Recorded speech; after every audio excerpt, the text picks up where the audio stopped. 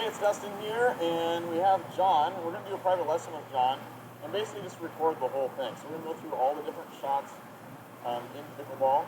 And John right now plays in this area in a league, and he is a 3-0 player wanting to get better and improve his skills. And so we're just going to really try and simplify the game of pickleball. And I think this will be a lot of fun.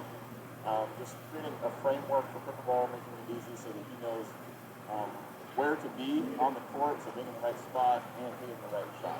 So, get after it? Sounds good. All right. Okay, so we're going to talk about serving first. Let me just ask you, what do you think the rules or the principles of serving would be in order to be a successful server? Put the ball in, obviously. Okay, that's number one. So, yes. Not trying to ball too hard. Okay, cool. So you got the first one. Rule number one is getting in. Every point starts with a serve. If you don't get your serve in, you can't win ever. So even though a lot of times people overlook the importance of serving, it's just like, it's just the way to start the point. It actually is a really important part of the game.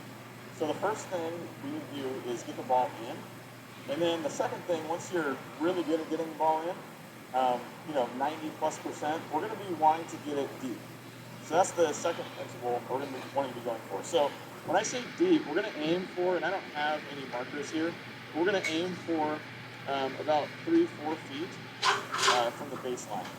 So hitting a soft, shallow serve is no good.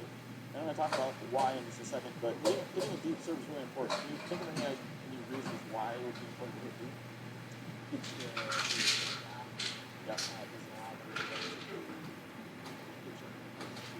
Yeah, exactly. So if you're serving deep and I'm returning this ball, and it is in the back 4 feet, they have to be hitting back here with the ball, which exactly like you just mentioned, it's going to take a lot longer. It's going to take an extra 4 steps, 5 steps for them to get to the pitcher. And we don't want them there. We want them to stay back as much as possible. Also, when you're the serving team and you're returning it here, and you're serving to the returning team, and you serve it deep, they're going to hit the ball, but now you have the third shot.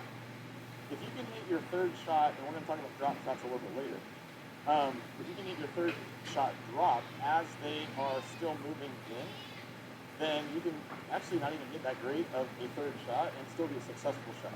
Now, if you hit a soft, shallow serve, then they're actually moving in on the ball, and let's say they return it right here. Now they only have like 4 or 5 steps to get to the non-volley. So that's why serving deep is important. A lot of people think that it's important, I see people, putting spin on it, or they're trying to whack it really hard, get this far over the net, and they consider that a good serve. In my opinion, that is not necessarily what we're shooting for, because rule number one is getting the ball in. So if you're trying to create this little margin of getting it, 2 inches above the net, and you think that is the mark of a good serve, then you're going to be losing in the net often. So the other thing that this might be number 3, that we want to think about when we are serving is margin over the net. So if we're trying to go deep, and that's like obviously in and then deep as rule number 2, hitting it hard is not really that important. Now, as you get more advanced and you want to hit it hard, and you can get 80% or more hitting it hard and deep, then that's fine. But what we're trying to do is just hit it deep and give yourself margin. So what I like to say is hit the ball, say, 8 feet high at the apex, so that when you hit it, you know it's going in every time, and you can hit it deep that way. Notice it wasn't that hard. Sometimes hitting it soft is actually better. You've seen me do lob serves before. A lob serve makes it, you have to let it bounce. So your opponent, it makes them back up, it makes them wait till it's in their strike zone where it's a comfortable forehand shot. But oftentimes, especially if it's a lob serve, or if it's, maybe it's not a lob serve, but it's, 8 feet over the net, it still takes them back here, and they might be back by the fence. So hitting it hard, if you hit it hard with pace and it's more of a line drive, then you can be right here as a receiver, and it'll bounce right here in your strike zone, and now you only have, 8 steps to get to the non-volley zone. Whereas if you give yourself more margin, 8 feet, 3 or 4 feet above the net. You're going to get your balls in.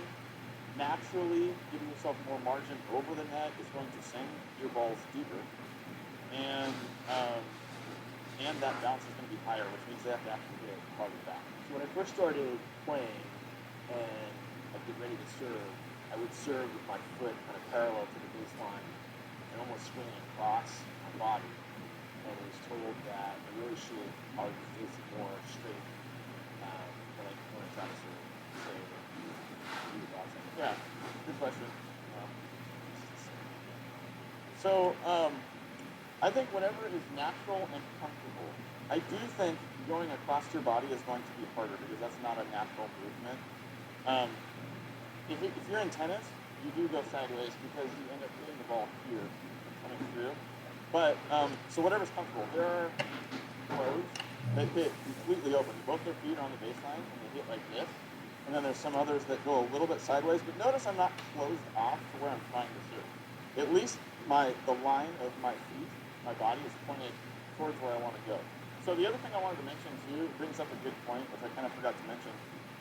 In order to get that serve deep, we're not, like I said, we're not trying to have a closed paddle so we're hitting a line drive. We actually want to have our paddle a little bit open, so that when you hit it, if you have an open paddle and your release point is here and it's open, you're going to be able to get that arc, you're going to be able to get 8 feet above the net, and you're going to be able to get it deeper. So as far as how your feet are positioned, do whatever is comfortable for you, but make sure your paddle is open when you make contact. And your contact point is going to be out in front of your front knee. So you're going to hit it just like here. It's almost like, we're going to talk about this for the drop shot more, but it's almost like cornhole.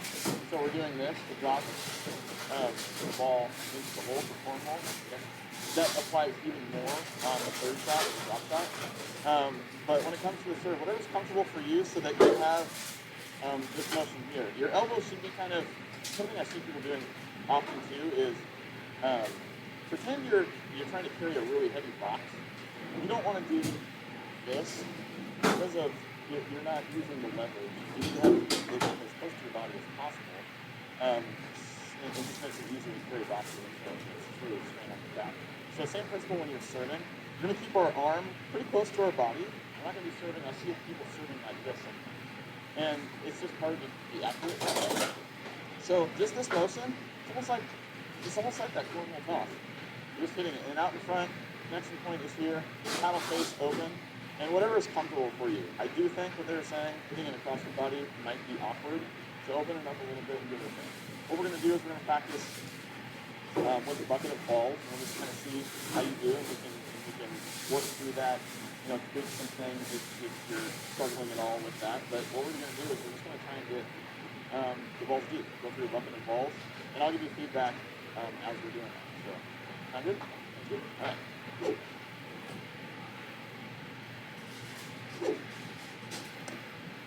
All right, good. It's a little shallow, and you were only a couple feet above the net, so it was in but not deep. So try and adjust by giving yourself a little bit more of an open paddle and lifting the ball a little more. Try and get that depth.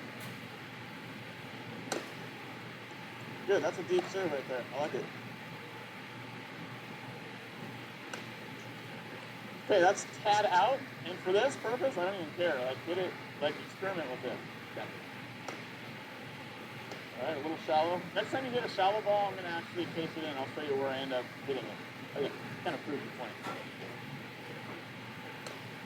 All right, a little deep, that's all right.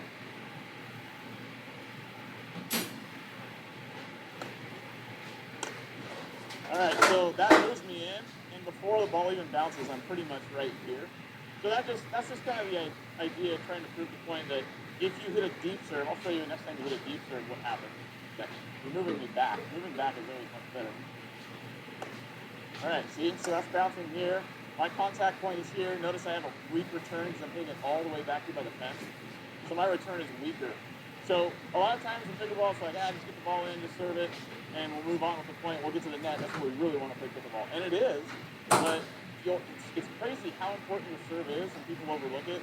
And if you can keep your opponent deep, they're going to give you a weak return, and now you're set up, to be on offense for the point. So the beauty of this is on all of these different shots, you'll be able to kind of self-assess yourself now. So when you're playing on your own, when you're playing in league, you'll be like, my paddle or my serve was short. And then when you win the point and move on to the next one, you kind of just adjust and just keep those things in mind. But yeah. A little short. Anytime you see it short, just open your paddle face a little bit and give yourself a little more arc. Good, it's a nice serve. Try less force when you're hitting it and more open. So it's just going to be more like that. Not like a lob serve per se, but maybe it might feel like a lob serve for you. But give that a try. See how that feels.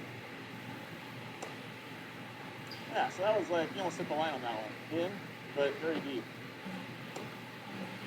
Nice. How does that feel? Yeah, pretty good. Feel good? So I'm going to say you're doing really well.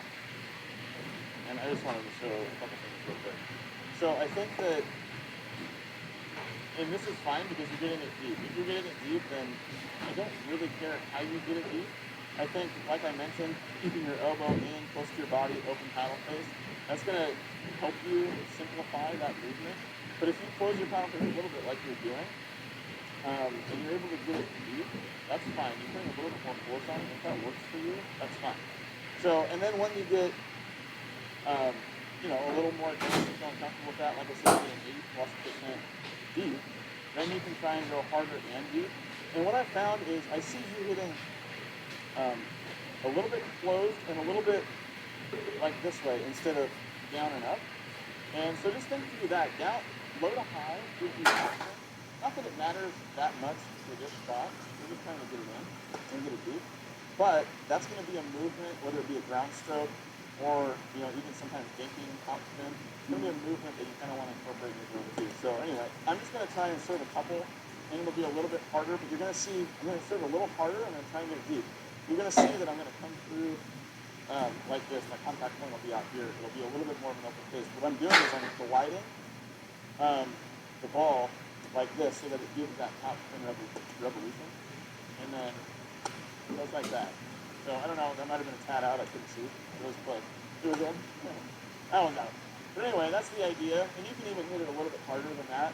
But once you feel comfortable doing that and just, doing that arc, getting it deep, then you can kind of add.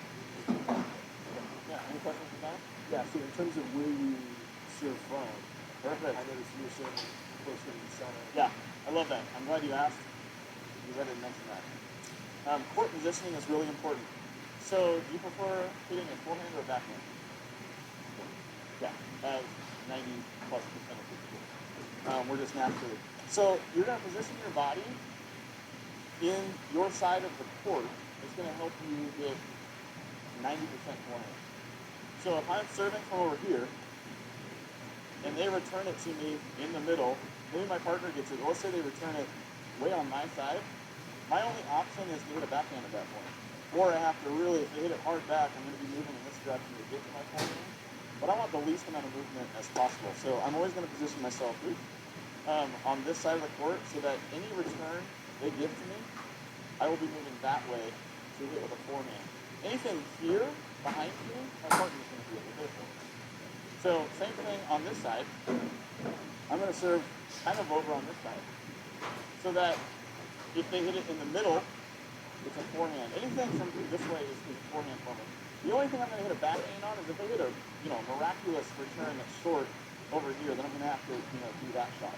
But really, 90% of their returns are going to be to your forehand if you position your body in the right spot. So you hit over here, and then they return and you get your forehand in there. So does that make sense? It does. And I normally play the opposite. I'm serving from this side. Is that right? And I'm serving from the center and outside. And you get most backhands on your returns? Yeah. So just moving your body, and there'll be other court positioning. If I forget to mention that, definitely bring that up again when it comes to games and drops and all that kind of stuff. The same principles apply, but having your body start in the right spot is just going to help you, use your strength, for somebody's forehand.